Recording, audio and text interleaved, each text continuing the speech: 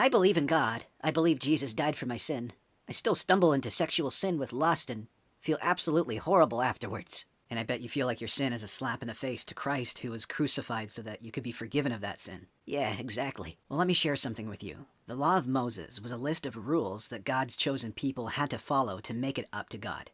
Okay. And none of them did it perfectly. When they fell short of the law, God allowed lambs to be slaughtered to atone for their failures to meet that standard. Right. When Jesus came along, he became that ultimate lamb who was slaughtered. God himself stepping in as a substitute. But there was an important difference here. What's that? Jesus' death covered every sin, past, present, and future. Now, it doesn't mean we should abuse his grace. Feeling horrible for sin, like you explained, is the appropriate reaction when we stumble. But guess what? What?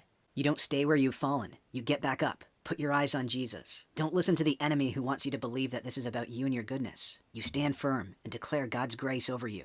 Because you know what happens when we constantly lift up and praise Jesus for what he did on the cross? What's that? We become more like him and learn to hate sin. The desire for it shrinks and shrinks, and this only happens when our eyes are on Jesus. Constantly posturing our life, our attitudes, our actions, all toward him. A constant gratitude for his accomplishment of defeating death. In a more practical sense, be intentional about thanking God with your words and your actions. Remove stumbling blocks. If Instagram causes you to lust, remove it. If a TV show plants ideas that grow into a stumbling block, stop watching it. I will. But don't just remove things from your life. Fill it with things that honor God. Listen to Christian music, media, movies. Put your spirit on a diet of consuming only things that honor him. But what if I stumble again? You will, but stop focusing on it. There's a reason ski instructors never say to newbies, avoid the trees. They say, focus on the path. Do you know why? Because they'll hit the trees if that's all they're focused on. You got it. Focus on Jesus, and he'll teach you to become more like him.